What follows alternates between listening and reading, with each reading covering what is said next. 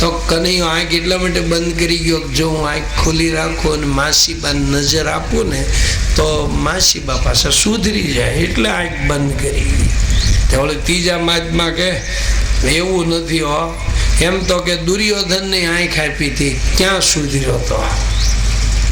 આંખ બંધ કરવાનું કારણ એ છે, કનૈયો વિચાર કરે અને મારવી તો પડશે, પણ મારીને લઈ ક્યાં જાઓ? ગોલોકધામમાં લઈ જાઓ, વૈકુંઠમાં લઈ જાઓ, વિચાર કરવા આંખ બંધ કરી. અમુક કે નાના, કનૈયો આંખ બંધ કરીને વિચાર કરે કે મારા હાથે જ મરવા આવી તો આના ખાતામાં પૂઈને હું પીડ્યું છે કે મારા હાથે જ મરવા આવી. એક મહાત્મા કે નાના, કનૈયો આંખ બંધ કરીને એવો વિચાર કરે છે કે હું એમ માનતો હતો કે વ્રજમાં જાઓ અને મને માખણ મિશ્રી ખાવા મળે, અહીંયા તો ચોથે પાંચમે દી મને ઝેર પીવા મળ્યું. ઝેર તો શંકર દાદાને ટેવ છે પીવાની, મને એવી ટેવ નથી. એટલે આંખ બંધ કરીને શંકર દાદાને મનાવે છે, ઝેર પીવા આવો. અમુક કે ના, ખોટી વાત. કોણે કીધું એને ઝેર ન પચે? આંખ બંધ કરી ગયું એનું કારણ જુદું છે. તો શું જુદું છે?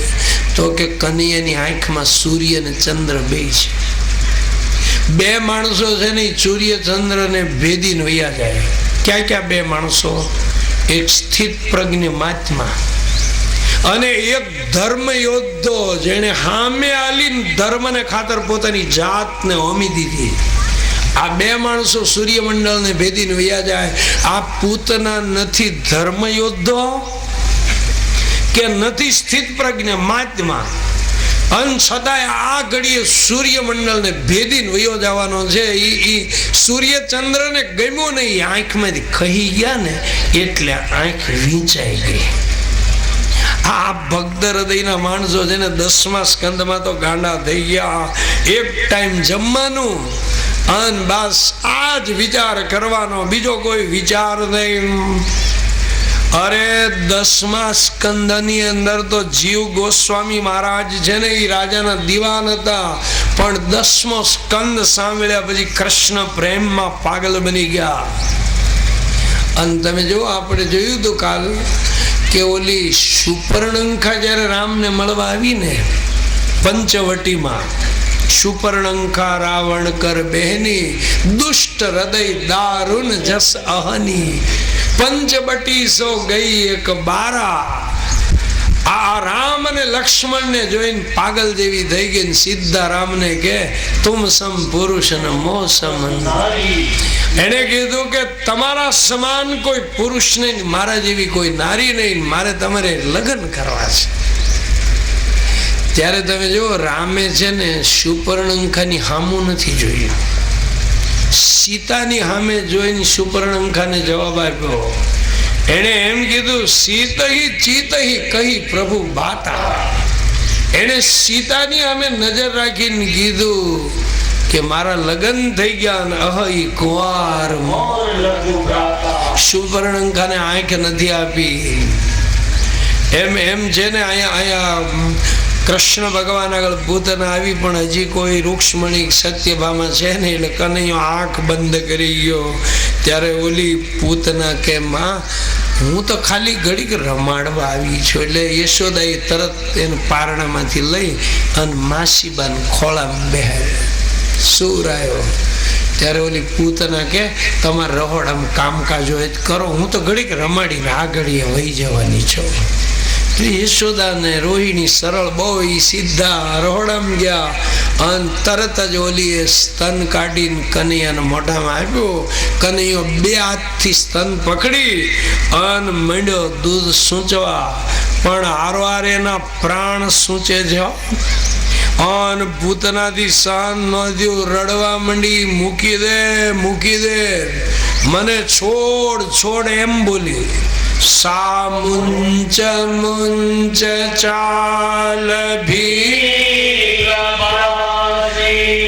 એને કીધું છોડ છોડ, એટલે આલોક અને પરલોક બેય માંથી છોડી દે. આલોક અને પરલોક બે માંથી મને જોડ.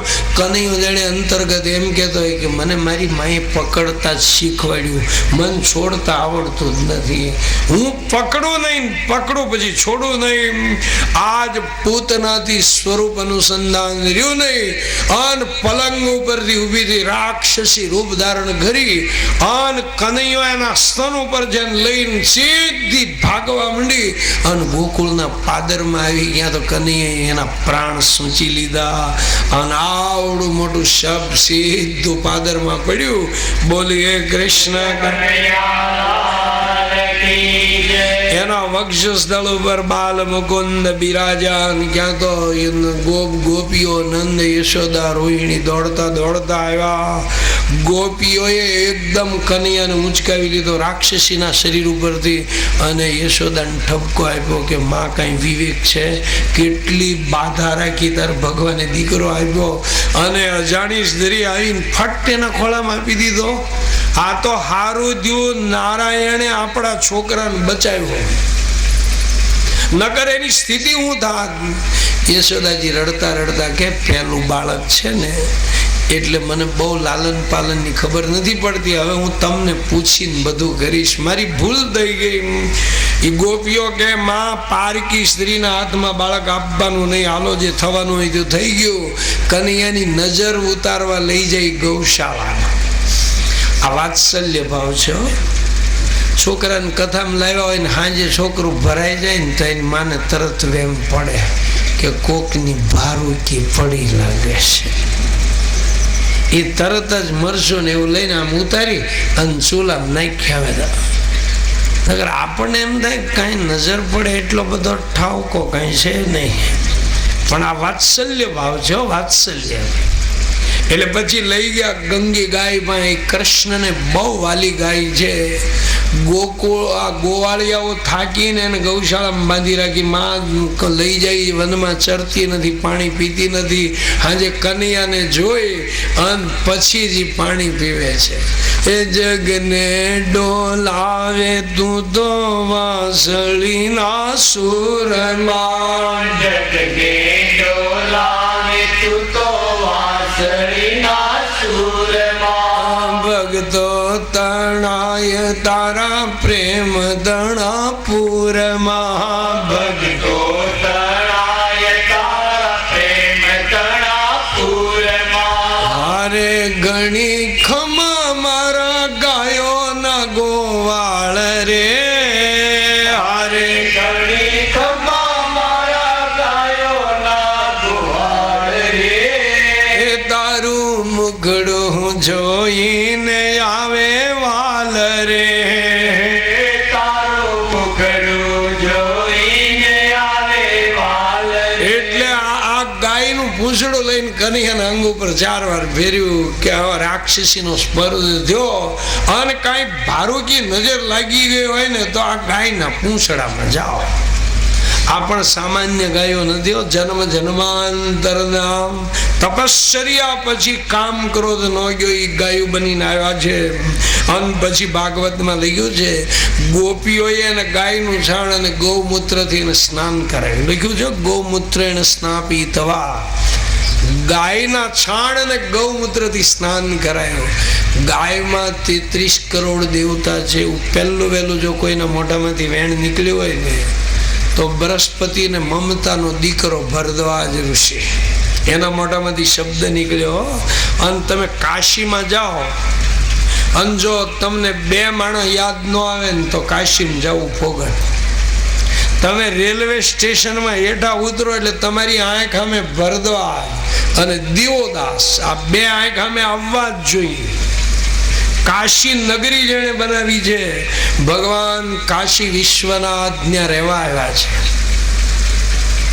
હવે એ ભરદ્વાજજીના મોઢામાંથી શબ્દ નીકળ્યા ગાયમાં દેવોનો વાસ છે. તો ઘણા વળી દલીલ કરે ગાયમાં છે ભેંસમાં નથી. પણ ભેંસ છે ને ભારતનો મૂળ જીવ નથી હોય, એ આફ્રિકાથી લાવ્યા છે. ભારતનો મૂળ જીવ ગાય છે. તમે જો આમ ગાયનું દૂધ છે ને એ થોડુંક પીળું દેખાય, એ સુવર્ણનો ભાગ છે. ગાયના દૂધની અંદર સુવર્ણનો ભાગ છે, અને ભેંસ છે ને એનું દૂધ તમે જોજો આમ ચાંદી જેવું, એકદમ ધવલ, એમાં ચાંદીનો ભાગ છે. ગાયનું દૂધ તમે પીવો ને તો બુદ્ધિને કુશાગ્ર કરે. અને માણસ એટલે શરીર નહીં હો, માણસ એટલે બુદ્ધિ, માણસ એટલે આ બોડી નહીં, એ કુશાગ્ર બુદ્ધિ એટલે માણસ. એટલે ગાયના દૂધથી છે ને બુદ્ધિ શુદ્ધ થાય, કુશાગ્ર થાય. અને બુદ્ધિર્યસ્ય બલમ તસ્ય. એક કઠ ઉપનિષદમાં લખ્યું છે કે જીવન રથ છે ને એનો સારથી ડ્રાઈવર એ બુદ્ધિ છે. કોઈ પણ વાહનનો ડ્રાઈવર ઉન્મત્ત કે આળસુ હોય તો એ વાહનની શું દિશા થાય? એટલે ગાયનું દૂધ પીવો ને તો બુદ્ધિ કુશાગ્ર બને. અને ભેંસનું દૂધ છે ને એમાં ચરબીનો ભાગ વધારે છે, એટલે પૈંડ નરીવું થાય આમ. પણ આમ બુદ્ધિ એટલી કુશાગ્ર ન બને. ત્યારે માણસમાં છે ને શરીર ભલે દુબળું હોય પણ બુદ્ધિ કુશાગ્ર હોય ને નેતા બને. આ માલઢોરમાં નેતા કોણ બને? જે પૈંડમાં જરાક ઠીક ઠીક હોય ને એ નેતા બને, આગેવાન બને. માણસમાં આગેવાન કોણ બને? જેની બુદ્ધિ કુશાગ્ર હોય. પૈંડ મોટું આમ હાથી જેવું હોય પણ ઉપલ્યો માળ જ થોડોક ઓછો હોય તો ઘણા શું કે એને બહુ ન વતાવતા. એટલે ગાયના દૂધથી જેને આમ બુદ્ધિ કુશાગ્ર બને. અને ગાયનો દીકરો છે, પણ હવે ગાયનું દૂધ ઘણાને ફાવે નહીં, પાતળું બહુ પડે ને. ઘણાને તો ચામાંય ટેસ્ટ નો આવે હો. અને ગાયનો દીકરો છે ને એ પોઠિયો બળદ, એની ઉપર બેહો તો ક્યાં લઈ જાય? ઠેઠ શંકર દાદા પાસે, કૈલાસમાં. કારણ કે શંકર દાદાનું વાહન શું છે? પોઠિયો. પોઠિયો એટલે બળદ. એ તમને કૈલાસમાં લઈ જાય. અને ભેંસનો દીકરો એ કોનું વાહન છે? તો કે જમરાજાનું. બહુ એનું સેવન કરો ને તો ક્યારેક ઉપાડીને સીધા લઈ જાય યમરાજા પાસે. ગાયની અંદર આવી રીતના એનું સંપૂર્ણ જીવન તમે જો પરોપકારી. એનું છે ને ગૌમૂત્ર, એમાંય કેટલા ગુણ છે. 108 દરદ છે ને એના ઉપર કંટ્રોલ કરે છે. અમારે ત્યાં ગોગા રોડ ઉપર એક સરસ મજાની ગૌશાળા છે. એક વ્રતનિષ્ઠ બ્રાહ્મણ છે, એને જીવન જ ગાયોને આપી દીધું. 75 વર્ષની ઉંમર છે એ માણસની, પણ કોઈની તાકાત નહીં કે એની અરે હાલવામાં કોઈ આંબી શકે. આટલી સ્ટેમિના છે. અને જે લખ્યું છે ને ગ્રંથોમાં કે ગાયોની સેવા કરે એનો કોઈ દી વંશ ખલાસ ન થાય, ગાયની સેવા કરે એનું કોઈ દિવસ અપમૃત્યુ ન થાય. એટલે ગાયના ગૌમૂત્રમાંથી ડિસ્ટિલ્ડ કરીને અર્ક બનાવે છે. અને એ જુદા જુદા રોગો ઉપર છે ને કંટ્રોલ કરે છે.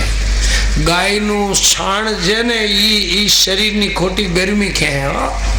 તમે જો જૂના કાળમાં જયારે આપણે આમ ગાર હેઠે કરેલી હોય ને ત્યારે ઉનાળો હોય ને ત્યારે ઠંડુ લાગે, અને શિયાળો હોય ને ત્યારે ગરમ લાગે.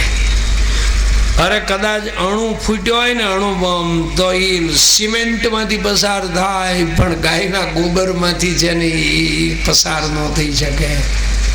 એટલે ભગવાને સંપત્તિ આપી હોય ને તો ગાયોની પણ રક્ષા કરવી, એકાદ ગાય સંભાળવી. આજે માણસના પૈસા તમે જો વ્યસનમાં ફેશનમાં એટલા બધા વયા જાય છે ને. જો કે આ ગામ તો સારું છે, ક્યાંય આપણને માવાના કાગળિયાની એવું બહુ નથી દેખાતું. નગર જે ગામમાં જાઓ ને આમ શેરીમાં હાલ્યા જાઓ ને એ રોડ ઉપર આમ નજર નાખીને હરખી રીતે હાલો તો ખબર પડે. અને આ તો પાલતાણા સ્ટેટને બહુ વાલું ગામ, એટલે અહીંયા એ તો ઓછું દેખાય છે. નહીં તો તમે વિચાર કરો, વ્યસન ફેશનમાં એટલા બધા રૂપિયાનો દુરુપયોગ થાય છે કે એમાંથી એકાદ ગાય માણસ સંભાળી શકે. આજે તો તમે જોજો, માણસ બધા હિસાબી બહુ થઈ ગયા. હવે તો ઘણા પેન ને કાગળ લઈને હિસાબ કરતા જ હોય. 9, 3, 12 ને વધી આવી 1 ને આપણને એમ થાય કે હવે તારો કેદી આ બધો કોકડું તારું સોખું થાય છે. આજે માણસો બધા હિસાબ કરે. તમે જો પાછા કે એક ગાય રાખી તો રોજના છે ને 8 પૂળા ખાય. એક પૂળાના 10 રૂપિયા તો 80 રૂપિયા કડબના થાય. દૂધ કેટલું આપે તો કે દૂધ 4 જ લીટર આપે તો 50 રૂપિયાનું દૂધ થયું. 30 રૂપિયા ખોટ પડે, એક માણા રોકાય, એવો ધંધો ન કરાય. ભૂખ ભેગા થઈ આમ માણા આવી ગણિત કર્યા કરે. હવે તમે જો એવી બધી ગણિત કરતા હો ને તો દાદા કે આપણા જીવનમાં ભગવાનને શું રળી ખાવાનું છે? તમે વિચાર કરો, એને તકલીફ પડી હોય તો અહીંયા હું માણસ એને મદદ કરવાનો છે. તોય તમે જો 80 વર્ષ ભગવાન સંભાળે હો. અરે અડધું અંગ ખોટું પડી ગયું હોય તોય ભગવાન અંદર બેઠો બેઠો સંભાળે. ક્યારેક તો એમ થાય કે અમુક ભળદા હું કરવા હાંસવે છો, અને તોય ભગવાન સંભાળે છે. આજે માણસ હિસાબ કરતો થઈ ગયો. આજે આ દેશમાંથી કેટલી ગાયો કતલખાને જાય, બળદ કતલખાને જાય. જો આમ નામ રહેશે ને તો એક દી છોકરાઓને બળદ તો ચિત્રપોથીમાં જોવા મળશે, પ્રત્યક્ષ નહીં જોવા મળે, ખાલી ચિત્રપોથીમાં. હવે એ દશા તો આવી જ ગઈ છે. હવે બધા એક તો રાખવા માંડ્યા. એક મગનભાઈ રાખે ને એક ચોથોભાઈ રાખે ને આમ આવી તો થઈ ગયું. અને હવે બહુ જો કે સારું છે, હજી ઘરડા માવતરને મૂકવા નથી જતો. નકર એને એમ થાય કે અમતા બહુ ને ટક કર્યા કરે, આને મોકલી દો ને વાંજરાના કસાઈ વાળે. તોય વૃદ્ધાશ્રમ સુધી તો પોગાડી દીધું છે. હવે કઈ બહુ આઘું ન કે. અને 100-150 વર્ષ એટલે આંખનો પલકારો કહેવાય. 100 વર્ષ એટલે તમે શું માનો છો? આંખનો ઈશારો કહેવાય. એટલે કૃષ્ણ ભગવાનને ગૌમૂત્રેણ સ્નાપીતવા આવો શબ્દ લખ્યો છે. ભગવાને જો શક્તિ આપી હોય તો પશુ ઉપર પ્રેમ રાખવો જોઈએ. કારણ કે સાંસ્કૃતિક જીવનમાં પશુઓનો હિસ્સો છે. ઘાસ ખાયના દૂધ અમૃત જેવું આપણને આપે છે. જાડા રાડા ખાઈને આપણે અમૃત જેવું દૂધ આપે છે. જૂના કાળના માણસો તો તમે જો 12 ગામથી આવે એટલે સીધો ગમાણીમાં આંટો મારે, માલ ઉપર હાથ ફેરવે, ઘરવાળીને પૂછે ટાઈમે નિર્યાતા, પાણી પાયું તો. અરે ક્યારેક મોડું થઈ ગયું હોય ને તો ગમાણી પાસે ખાટલો નાખીને હુઈ રહે. મારી ગાય પાસે સૂતો હતો, મારા બળદ પાસે સૂતો હતો. અરે ઘરમાંથી પશુ મરે ને તો ઘરનો એક સભ્ય વહી ગયો એટલું દુઃખ લાગતું હતું. એ તો હવે જે સમય આવી ગયો, ઉપયોગ એટલો, પ્રેમ ઉપયોગ પૂરો થઈ ગયો, પ્રેમ ખલાસ. આમ છે ને પશુ એટલે લખ્યું છે પછી એને ગરમ જળથી સ્નાન કરાવી અને બધી ગોપીઓ છે એને સુરાવી અને એના શ્રી અંગની અંદર છે ને દ્રષ્ટિ કરે છે. હવે એ દ્રષ્ટિની અંદર બધી ગોપીઓ આપસમાં વાતો કરે. અમુક કે એના વાળ સુંદર ને અમુક કે એના ચરણ સુંદર, અમુક કે વળી એની આંખ સુંદર. આમ નોખી છે ને અંગની અંદર દ્રષ્ટિ સ્થિર કરે છે અને એક અંગ એને મધુર લાગે. અધરમ મધુરમ વદનમ નયન મધુરમ સીતમ હૃદય મધુરમ ગમનમ મધુરાધિ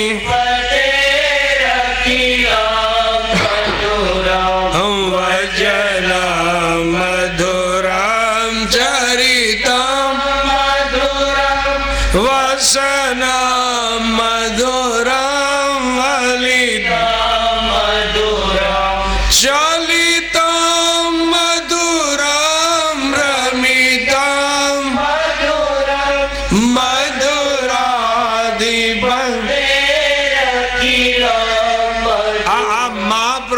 એના શબ્દો છે, ભક્તિનો બેતાજ બાદશાહ એટલે મહાપ્રભુ વલ્લભાચાર્ય મધુરાધિપતે અખિલમ. એને લખ્યું ભગવાન તમારા કપડાય સુંદર હો, વસનમ મધુરમ. પછી લખ્યું વલિતમ મધુરમ, ભગવાન તમે વાંકા વળો ને ઈ મધુરો. આપણે એમ થાય ઈ એને ક્યાં જોયું છે, પણ મહાભારતનું યુદ્ધ હાલતું હતું ને ત્યારે કર્ણ અને અર્જુન હામામી લડતા હતા, ત્યારે થોડાક નાગ જુવાનડા આવ્યા અને કર્ણને કે તારો દુશ્મન ઈ જ અમારો દુશ્મન, કારણ કે ખાંડવ વન અર્જુને બાળેલું.